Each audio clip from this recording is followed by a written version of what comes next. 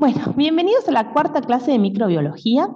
Tanto en esta clase como en la siguiente vamos a ver lo que es la genética bacteriana. Es decir, que nos vamos a meter en el corazón de la bacteria. ¿Qué es la genética? La genética es la ciencia que estudia los genes. Pero, ¿qué es un gen? Un gen es un elemento de información, es lo que determina quiénes somos. Por ejemplo, nosotros, la genética estudia enfermedades genéticas, o sea, enfermedades heredables, como por ejemplo el daltonismo. En el caso de las bacterias, lo que vamos a ver es cómo los genes justamente también pasan a los hijos, pero también pueden pasar a las células vecinas, es decir, que se hacen regalos entre ellas. El gen está formado por el ácido desoxirribonucleico, el ADN. Esta molécula es sumamente importante, es más, los que descubrieron la estructura del ADN, que son Watson y Crick, se ganaron un premio Nobel. ¿Y cómo está formado este ADN? El ADN, como les dije, es una cadena cuya eslabón o unidad estructural son los nucleótidos. Y tiene una estructura de doble hélice enrollada. Si nosotros la vemos de frente, esa doble cadena, es como si fuera una escalerita, donde cada uno de esos escalones son dos nucleótidos encastrados, uno correspondiente a cada cadena de la doble hélice. El conjunto de los genes, que son los que van a determinar quiénes somos, se llama genotipo. Y ya la característica que se expresa en nuestro cuerpo, como por ejemplo el color de ojos, azul o marrón, ese es el fenotipo. ¿Qué pasa con las bacterias?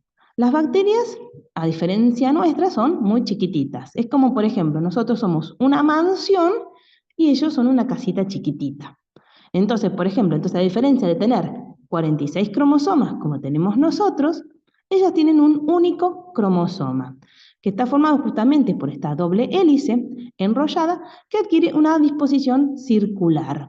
Es muy chiquitito. Y, por lo tanto, requiere nada más que un único punto de replicación, o sea, un único origen, me refiero, de replicación. Ahí comienza a actuar la enzima, da toda la vuelta por el anillo y termina en el mismo sitio. Como les decía, no tienen espacio las bacterias para contener el cromosoma bacteriano si estuviera así flácido, suelto. Lo tienen que condensar, compactar. Por eso se dice que está súper enrollado. Es como si fuera un carretel de hilo. Hay la parte del plástico, son una especie de proteínas que van a servir de soporte, y alrededor de esas proteínas se enrolla, como el hilo, el DNA. De esta manera logra compactarse y entrar dentro de la célula. Otra diferencia con nosotros, recordemos que nuestras células son de eucariotas, o sea que tienen un núcleo verdadero, o sea que ese material genético está contenido por una membrana nuclear. Mientras que en las bacterias no está separado por una membrana, pero no se localiza en cualquier parte de la casa, está como en un cuartito, que es justamente el nucleoide.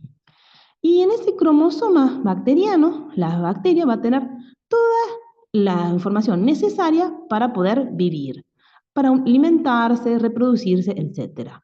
Y a diferencia de lo que ocurre con nosotros, ellos no tienen mucho material genético, tienen un cromosoma. O sea que todos sus genes son codificantes, o sea, todo sirve para algo. Tienen que optimizar el material genético que ellas tienen. A su vez, existe lo que se llama material genético extracromosómico. ¿Qué quiere decir esto? Que está por fuera del cromosoma. Y ahí vamos a encontrar a los plásmidos. Los plásmidos es como, por ejemplo, si comparamos que el cromosoma es como una pulsera, el plásmido es como un anillo. También va a ser circular, pero mucho más chico. Y la ventaja que tienen estos plásmidos es que forman parte de lo que llamamos movilomas. En vez del papamóvil, este es el genes móvil. Y puede pasar de una bacteria a la otra. A su vez, se puede replicar en forma independiente el cromosoma bacteriano. Puede haber más de una copia del mismo plásmido, o podemos tener más de un plásmido, eso es importante, porque estos plásmidos cumplen una función muy importante en la bacteria. Si bien no tienen los genes necesarios para la vida, tienen genes necesarios para la evolución, para la supervivencia de la bacteria. Por ejemplo, genes de resistencia a antibióticos o genes que le ayudan a la bacteria a que nos ataquen de mejor manera, como por ejemplo alguna toxina. O sea, lo que le va a permitir entonces a la bacteria es sobrevivir. Son genes de supervivencia en líneas generales. Las bacterias, como les decía, al igual que nosotros, evolucionan a lo largo del tiempo. Y eso lo hacen justamente ¿por qué? Porque logran variar su material genético mediante 3 mecanismos importantes: mutaciones, recombinación genética y esto que les decía del moviloma, o genes móviles. Las mutaciones. ¿Cómo es que ocurre esto? Esto es parecido a lo que pasa con nosotros. Lamentablemente, la enzima que realiza la replicación del DNA, o sea, la DNA polimerasa, a veces se equivoca. Por ejemplo, pone un nucleótido donde no corresponde, o sea, un escalón donde no corresponde, o directamente se lo come y se lo olvida, no lo pone. Y eso entonces origina lo que se llaman mutaciones espontáneas o naturales, las cuales, al igual que ocurre con nosotros, no son muy frecuentes. Si ustedes en realidad ven, las enfermedades genéticas no son de alta frecuencia en la población general. Pero ¿qué pasa? A diferencia de lo que ocurre con nosotros, que nosotros tenemos una vida más larga, no tenemos tantos hijos, ellas tienen un metabolismo mucho más rápido de crecimiento. Entonces, si bien esto ocurre en forma poco frecuente, al ser la replicación tan seguida más que nosotros, termina siendo una fuente de variabilidad bastante importante. Una gran característica de estas mutaciones es que van a pasar a las células hijas, o sea, pasan de padres a hijos. A eso se lo llama transferencia vertical, porque es de padres a hijos. Y también puede ocurrir por una acción externa, o sea, son las mutaciones inducidas. Como por ejemplo ha ocurrido lamentablemente con nosotros hemos tenido malas experiencias, como fue Chernobyl, la bomba atómica, esas radiaciones han producido mutaciones en las siguientes generaciones. Y acá ocurre lo mismo, si nosotros exponemos las bacterias a radiación UV, también pueden sufrir mutaciones. O puede haber una mutación por lo que llaman esos elementos que yo les decía, esos elementos móviles que pasan de una bacteria a la otra, cambian el DNA y pueden generar justamente mutaciones. Las mutaciones pueden ser letales en algunos casos, o sea, que como nosotros nos perjudique, pero en otros casos las mutaciones pueden ser benéficas, lo mismo que ocurre con nosotros. Esas mutaciones, por ejemplo, pueden hacer que la bacteria sea más virulenta o más resistente a un antibiótico, y entonces al tener una mayor sobrevida, ¿qué ocurre? Son seleccionadas, es la selección natural, lo que se llama evolución.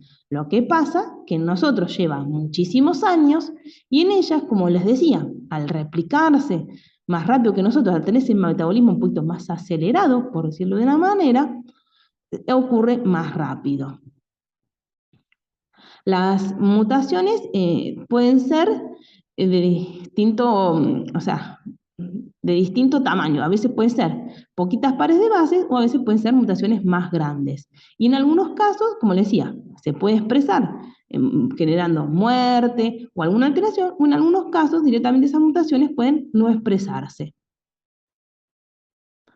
La recombinación genética, que era el otro mecanismo para obtener variabilidad, puede ser por 3 mecanismos importantes: transformación, transducción y conjugación. Vamos a ver los sencillitos cada uno. En la transformación, lo que les tiene que quedar claro es que la variabilidad genética se obtiene gracias a que incorporan DNA libre, o sea, ingresa DNA a la célula. Esa es la transformación, eso es lo más importante. ¿Y cómo es que ingresa ese DNA a la célula? Cuando las bacterias muchas veces se lisan, liberan DNA al medio ambiente y este puede ser incorporado por la bacteria. Obviamente, eso es como es un transporte activo, por decirlo de una manera, genera un costo energético. Es decir, vos querés ser más resistente, paga. ¿Querés tener algún mecanismo extra para atacar? Paga, como todo en la vida. Esa es la forma natural. Pero en algunos casos estos métodos se pueden utilizar en el laboratorio. O sea, nosotros podemos querer introducir material genético en una bacteria. Para eso lo que hacemos es, por ejemplo, un método llamado electroporación. O sea, mediante un shock eléctrico se abre un poro en la pared y logramos que ingrese el DNA. Otro mecanismo, transducción. En este caso, en la transducción, el material genético, el DNA, va a ingresar gracias a la acción de un fago. Entonces, transformación, DNA libre. Transducción, fago. En este caso, existen dos tipos de transducción, la generalizada y la especializada. Veámoslo sencillito. En la generalizada, ¿qué pasa? A veces los fagos, cuando recordemos que incorporaban su material genético dentro de la cápside, una vez que estaban dentro de la célula bacteriana durante el ciclo lítico. A veces se confunden, como todos, y en vez de poner en su interior el DNA del fago, ponen DNA bacteriano, y se van a viajar. Llegan a otra célula bacteriana, introducen ese material genético en la célula, pero es el material de otra bacteria. O sea que en este caso el tema es que el DNA que ingresa puede ser cualquier parte de un genoma bacteriano. No sabemos qué parte es, no es específico. En la especializada ocurre son genes más puntuales los que ingresan a la bacteria. ¿Y por qué? Porque los fagos tienen una característica. Cuando se incorporan al cromosoma bacteriano, o sea, cuando ingresan en lo que es el ciclo lisogénico, lo hacen en un punto específico de la bacteria. Y eso está bueno, porque nos sirve para después aplicarlo quizás en algunas técnicas de biología molecular. No se unen a cualquier parte, se unen a un lugar específico. Cuando se van del cromosoma para iniciar el ciclo lítico, arrastran parte del DNA bacteriano, pero ¿qué van a arrastrar? Lo que tenían en los extremos de ellos, es decir, que se van y se llevan lo que estaba en la zona de unión entre el fago y el DNA bacteriano, esos puntos, esos genes. Y siempre son los mismos genes los que se van a transducir. Y por eso escucho más especializada. Entonces, generalizada, cualquier fragmento de DNA. Especializada, no, es la zona de unión entre el fago y el cromosoma bacteriano, o sea que son genes específicos. Esa es la gran diferencia. Entonces, vayamos resumiendo. Entonces, en la transformación, DNA libre. Transducción, DNA por fagos, que puede ser generalizada, cualquier parte del genoma bacteriano, o especializada, genes específicos. Conjugación. En la conjugación, que es la última forma de ingreso de DNA, es a través de los plásmidos. En este caso, ¿qué pasa? Por ejemplo, hay una célula bacteriana que dice, tengo este plásmido genial para la resistencia a penicilina, te lo voy a pasar. Entonces, lo que hace es, genera un pili sexual, o sea, un cable que va a conectar ambas bacterias, y a través de ese cable va a pasar el plásmido, o sea, el material genético, y de tal forma que van a quedar las dos bacterias con el superplásmido de resistencia a la penicilina.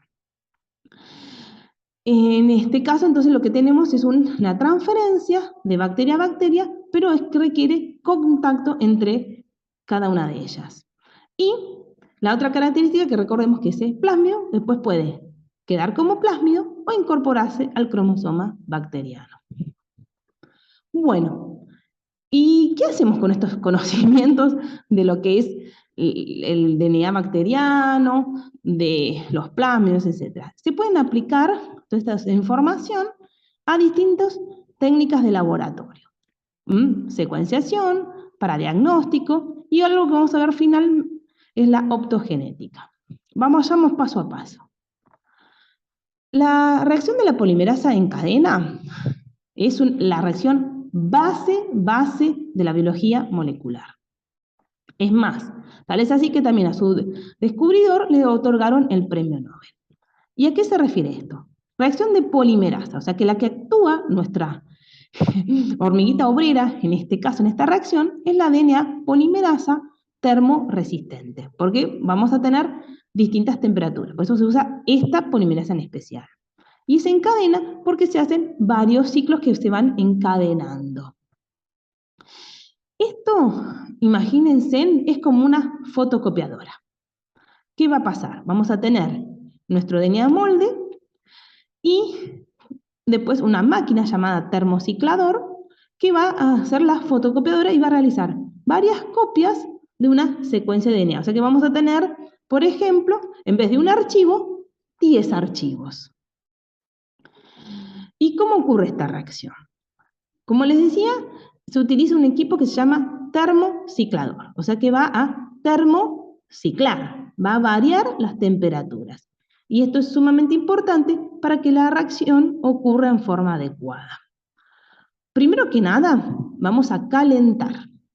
¿Y eso qué nos va a hacer? Que las dos cadenas de nuestra doble hélice se separen. Y en cada una de ellas va a ocurrir la reacción de la polimerasa en cadena. Después vamos a bajar la temperatura y se van a unir lo que llaman primers o cebadores, que son secuencias de DNA cortitas que cumplen una doble función. Por un lado, van a permitir que sea el punto de enganche de la DNA polimerasa, porque la DNA polimerasa no puede crear una molécula de ADN de la nada, de cero, no. Se tiene que unir una pequeña secuencia y elongar la cadena. Y por otro lado, lo que van a hacer es limitar mi secuencia a copiar. Es decir, que me van a decir, por ejemplo, vamos a copiar de la hoja 1 a la hoja 10. Entonces, una vez que se unieron estos primers, vamos a volver a subir la temperatura y ahí la DNA polimerasa, que es termorresistente, va a empezar a actuar. Va a ir uniendo eslabón por eslabón, o sea, nucleótido por nucleótido, hasta que tenemos otra vez la doble hélice completa, pero vamos a tener dos, porque se hizo una de cada cadena. Es decir, que de 2 hebras originales que partimos inicialmente, vamos a terminar el primer ciclo con 4. Y así se va a ir multiplicando, o sea, vamos a tener 2, después 4, después 8, y así sucesivamente. Por eso es que justamente es como una fotocopiadora. O sea, logramos obtener muchas copias de la misma secuencia que nosotros queremos tener, de la secuencia de interés. Una vez que termina esta reacción, para podernos visualizar, lo que hacemos es colocar esa muestra que sacamos del termociclador en un gel de agarosa. Imagínenselo como un gran bloque de gelatina gruesa. Ponemos en un extremo nuestro material genético y eso lo vamos a someter a una corriente eléctrica. ¿Por qué? Porque justamente el DNA tiene carga negativa. Entonces, cuando lo sometamos a la carga eléctrica, va a ir migrando o se va a ir desplazando hacia el polo positivo. A ese DNA lo mezclamos con un colorante y entonces cuando nosotros termina esa reacción, la corrida eléctrica, lo podemos visualizar mediante exponerlo al UV. Y ahí logramos ver si está presente o no el fragmento de interés. Esto, como les decía, es la técnica base de la biología molecular. Por ejemplo, se utiliza para diagnosticar presencia de virus en una muestra, por ejemplo, conjuntival. Se puede utilizar para detectar la presencia de un mecanismo de resistencia. Y a su vez existen múltiples variaciones de esta técnica. Nombremos dos, por ejemplo. Una, como les decía, recuerden que los virus pueden tener como material genético DNA o RNA. Entonces, ¿y esta técnica de qué partimos? De DNA. Pero se puede hacer un pasito previo y hacer una copia del RNA a DNA, lo que se llama cDNA o RNA copia justamente, y ahí arrancamos con la reacción como les comenté recién. También se puede hacer lo que se llama la real-time PCR. Quizás la han escuchado nombrar bastante con el tema del coronavirus, que justamente la técnica gold estándar, o sea, la que determina si había o no había infección, era esa, la real-time PCR.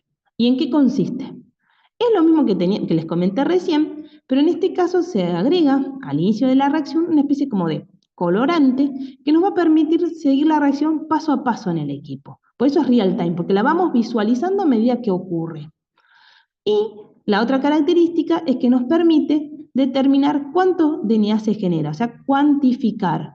Y eso es sumamente importante, porque en algunos casos no solo nos interesa saber que esté presente el virus o no, sino nos puede interesar cuánto virus tenemos, por ejemplo, para ver la respuesta a un tratamiento. Esto se utiliza mucho, por ejemplo, en los pacientes con HIV. Nosotros ya sabemos que tienen diagnóstico, pero para saber si las drogas que le estamos administrando al paciente son efectivas, tenemos que saber si, justamente, si la cantidad de virus baja. Y para eso se hace esta técnica.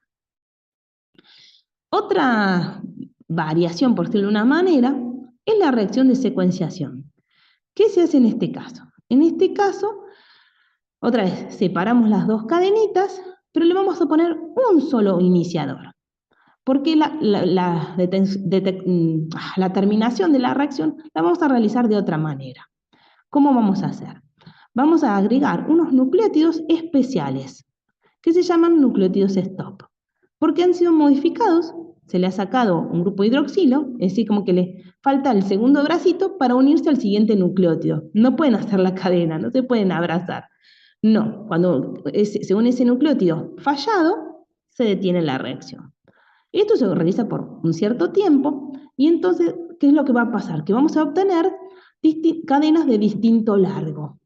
Eso después nosotros las podemos ir encastrando como si fuera un rompecabezas y terminar sabiendo cuál es la secuencia o en qué orden se van ubicando los nucleótidos en nuestro gen. Y eso es sumamente importante. ¿Por qué? Porque nos va a permitir, por ejemplo, conocer todo el genoma bacteriano e incluso, gracias a esta técnica, se ha conocido el genoma humano entero. Porque esta técnica, esa que yo les mencioné, es la base. Pero después se ha logrado automatizar, se ha modificado para lograr secuenciar mayores fragmentos y en menor tiempo.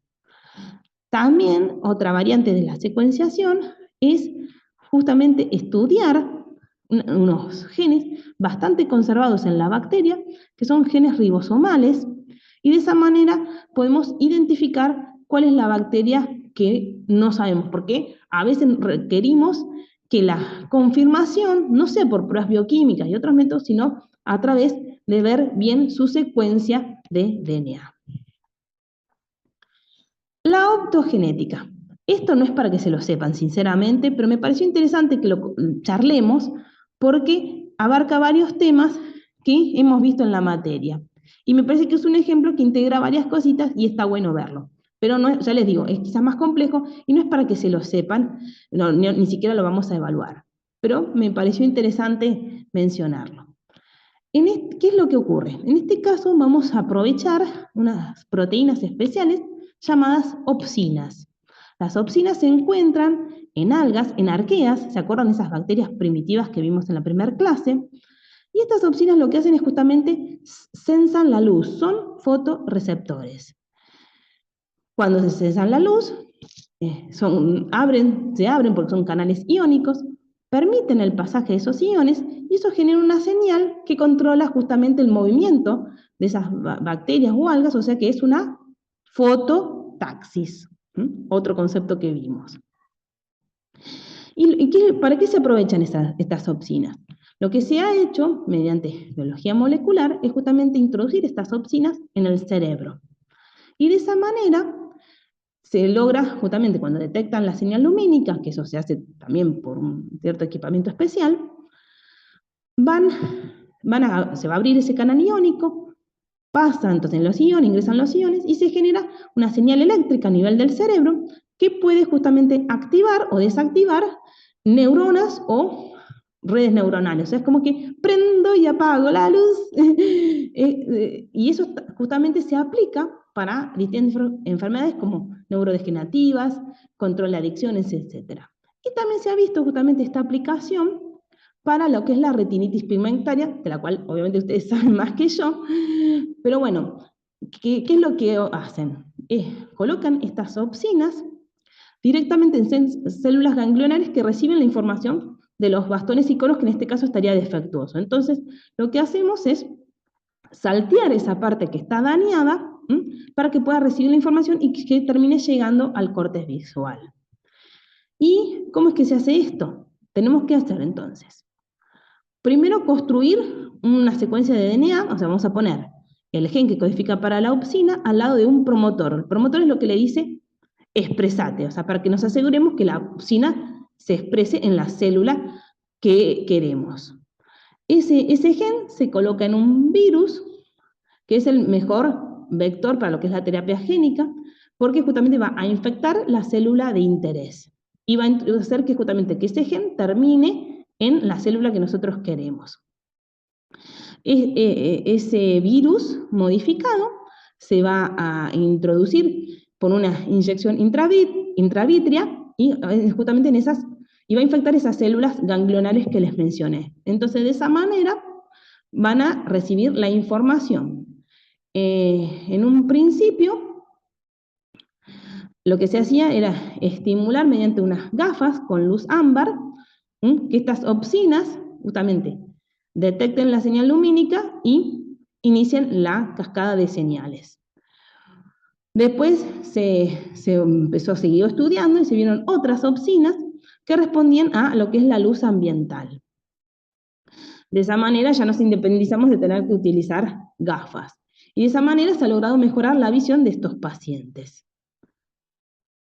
O sea que es una aplicación bastante práctica de todos estos conceptos que estuvimos viendo. Por un lado, entonces, ver componentes de bacterias como las arqueas, que se pueden aplicar en terapias génicas, que son la fototaxis, después construcción de material genético que se introduce en virus, en vectores, que van a infectar las células de interés. O sea, varios puntitos que hemos estado viendo en estas clases. Bueno, eso ha sido todo por hoy. Espero que haya sido bastante clara. Igual, como siempre les repito, a veces medio repetitiva, cualquier duda lo vamos a ver en las clases de consulta, en los foros y también por mensaje, no hay ningún tipo de inconveniente. Muchas gracias por su atención.